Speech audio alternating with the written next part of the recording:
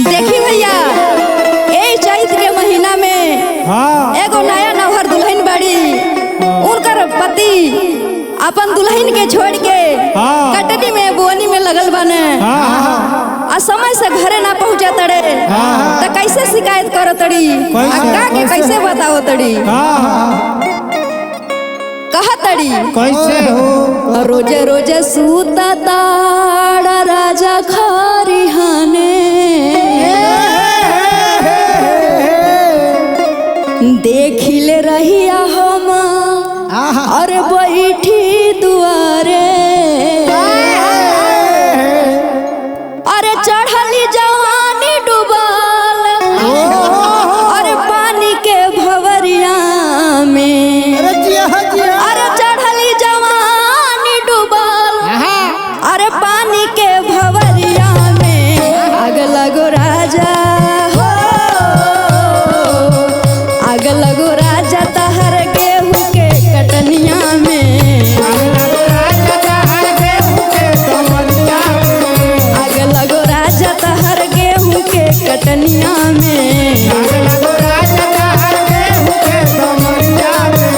रोज रोज सूता ताड़ा राजा खरिहाने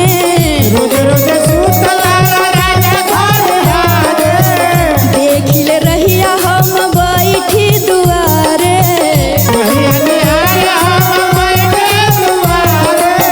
चढ़ली जवानी डूबल पानी के भवरिया में चढ़ली जवानी डूबल पानी के भवरिया में आग लगो राजा आग लगो राजा तहर गेहूं के कटनिया में आग लगो राजा तहर गेहूं के कटनिया में क्या बात है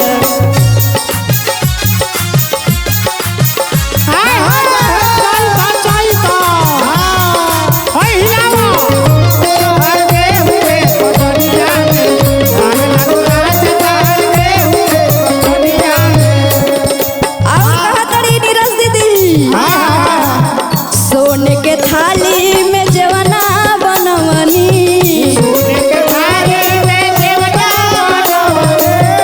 जवना बना के राजा तह के खियवनी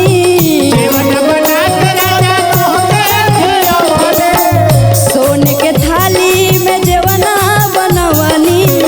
जवना बना के राजा तह के खियवनी और कहा तड़ी भैया इतना प्यार से खाना बनौने की सैया जी अइया त खैया और हमके अपने हाथे से खियाई है लेकिन वो कैसन बेदर्दा बना के अपने खा के चल गई न बिना खियौलही कैसे बाड़ी हमके खियौले नाही चल गईले बहरिया में हमके खियौले नाही गईले बहरिया में आग लगे राजा आग लगे राजा तहर गेहूं के कटनिया में आग लगो राजा तहर गेहूं के कटनिया में क्या बात है जय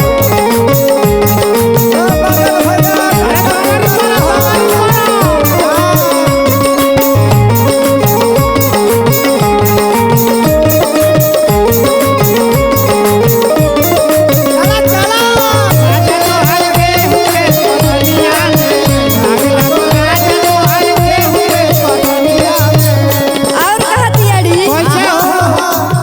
तहरे बुझाला नाही देहिया के दुख हो मिटल मिटेला नाही देहिया के भूख हो तहरे बुझाला नाही देहिया के सुख हो